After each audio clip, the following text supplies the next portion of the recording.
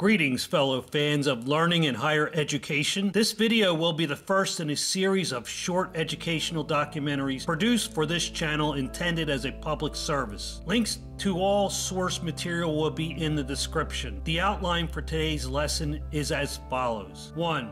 The pursuit of intellectual independence in academic institutions. 2. How speakers seek to understand free speech on campus. And 3. In a polarized world, what does racism mean to you? Today we will analyze the media's reporting on these important issues. I, of course, would be remiss if I failed to remind you that continued support for these efforts are essential. Needless to say, doing your part in any way helps our goals of continuing education, whether it is simply subscribing or your generous financial contributions. Recently, James Freeman of the Wall Street Journal reported on the pursuit of intellectual independence in academia. He writes, Ivy League profs versus the tyranny of public opinion.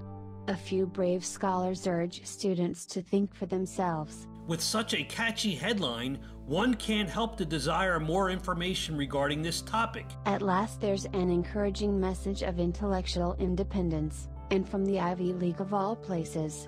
Just in time for school, a hardy band of professors has joined together to commit a flagrant microaggression. Scholars from various academic disciplines have signed a declaration urging college students to declare their independence.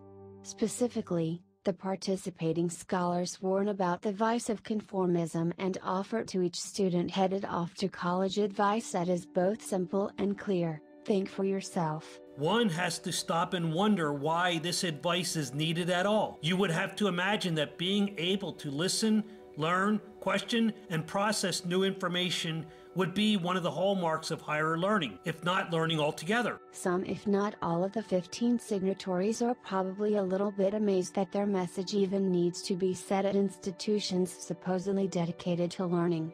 But the decline of campus culture means that independent thought can now require of students tremendous effort and even a kind of courage. The professors write, at many colleges and universities what John Stuart Mill called the tyranny of public opinion does more than merely discourage students from dissenting from prevailing views on moral, political, and other types of questions. It leads them to suppose that dominant views are so obviously correct that only a bigot or a crank could question them. Since no one wants to be, or be thought of as, a bigot or a crank, the easy, lazy way to proceed is simply by falling into line with campus orthodoxies. Don't do that. Think for yourself. Thinking for yourself means questioning dominant ideas even when others insist on their being treated as unquestionable. It means deciding what one believes not by conforming to fashionable opinions, but by taking the trouble to learn and honestly consider the strongest arguments to be advanced on both or all sides of questions, including arguments for positions that others revile and want to stigmatize and against positions others seek to immunize from critical scrutiny. This common sense regarding the questioning of orthodoxy was at one time considered the oil that drove the engine of university excellence. It is indeed easy and lazy to follow the herd. Keep your head low and don't start trouble. Remember, there are people who know the absolute truth, and it isn't your place to question their dogma. There is reference to the founding fathers as the article continues. The letter, signed by professors from Harvard, Princeton, and Yale, is published by Princeton's James Madison Program in American Ideals and Institutions. This seems altogether fitting, given the Princeton grad's large role in the drafting and ratification of the U.S. Constitution and its First Amendment protection of free speech. This is also bound to set campus radicals in search of a Madison statute to deplore. But perhaps at least a few of them will stop to ponder the nature of the freedom they enjoy to protest.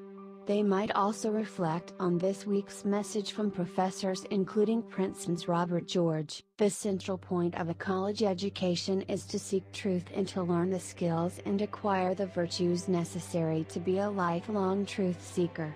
Open-mindedness, critical thinking, and debate are essential to discovering the truth. Moreover, they are our best antidotes to bigotry. This cannot be stressed enough. Ignorance leads to bad things, whatever shape they take. Fighting bigotry and evil requires that bad ideas are disinfected by sunshine and good ideas also see the light of day. The problem with our current mentality, it's more of a pre-enlightenment environment where the new high priests get to decide what is right and wrong think. Merriam-Webster's first definition of a word bigot is a person who is obstinately or intolerantly devoted to his or her own opinions and prejudices.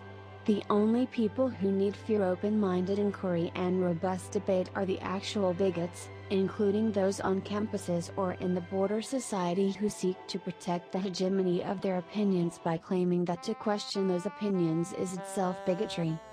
So don't be tyrannized by public opinion. Don't get trapped in an echo chamber. Whether you in the end reject or embrace a view, make sure you decide where you stand by critically assessing the arguments for the competing positions. The article concludes with a warning and a prediction. These views should probably come with a trigger warning on Ivy League campuses, but are likely to be celebrated by parental check writers from sea to shining sea. Now we must move on to the second bullet point in today's outline. Deborah So, writing for CBC News in Canada, talks of the recent cancellation of a free speech event ironically titled The Stifling of Free Speech on University Campuses. The left is alienating its allies by shutting down free speech.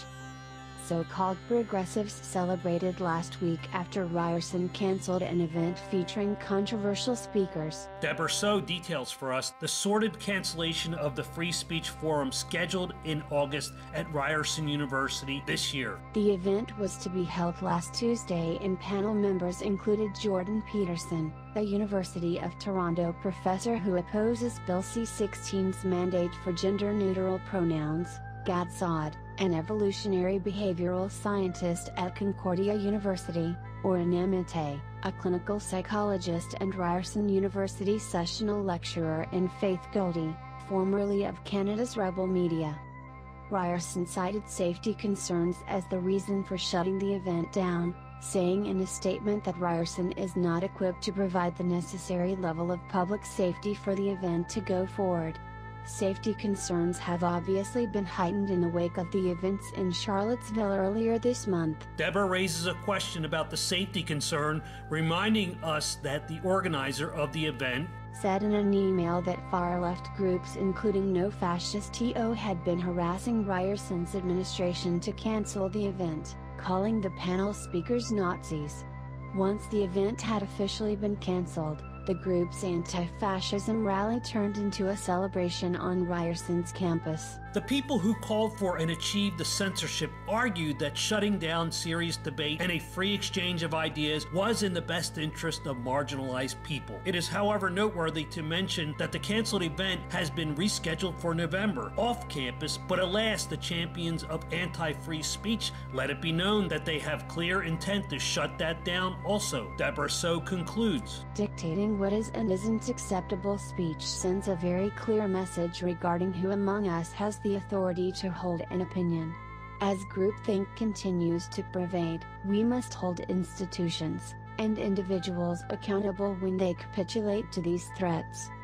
Narrowing the window of acceptable speech only widens the political divide.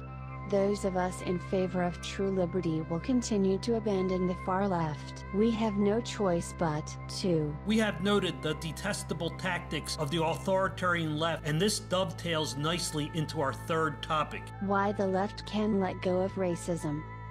Liberals sell innocence from America's past.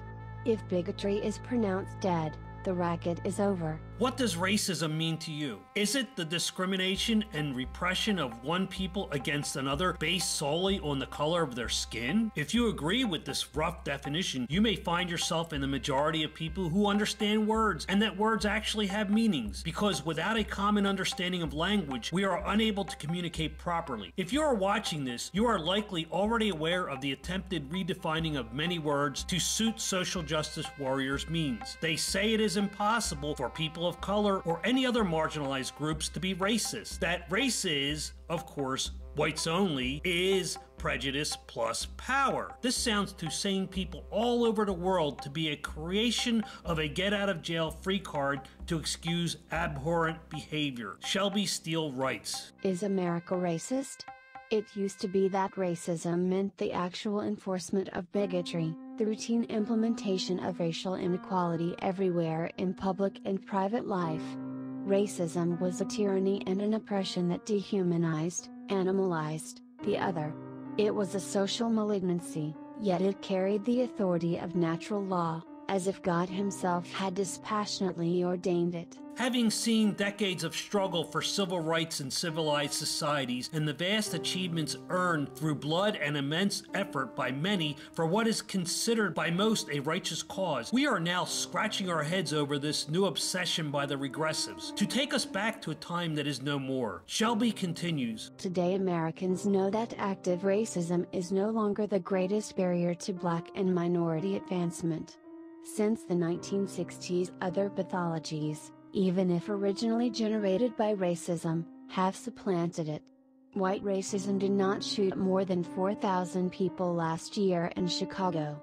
To the contrary, America for decades now, with much genuine remorse, has been recoiling from the practice of racism and has gained a firm intolerance for what it once indulged. The rest of this article is concerned with the matter of redemptive liberalism and basically how it has hijacked the moral high ground. What is important to know is that millions of Americans live in a world that has embraced diversity. While there are always holdouts who resist change for the better, we are a nation striving for better. Unfortunately, being dragged back in time, not by the usual suspects on the right, but by those on the extreme left who have painted an ugly picture of the world. One where there is an oppressive dynasty free from any rule of law that is conspiring to hold people back in the name of some distant past long gone from our vision of tomorrow. Let us know in the comments below how you found today's lesson. Thank you and goodbye.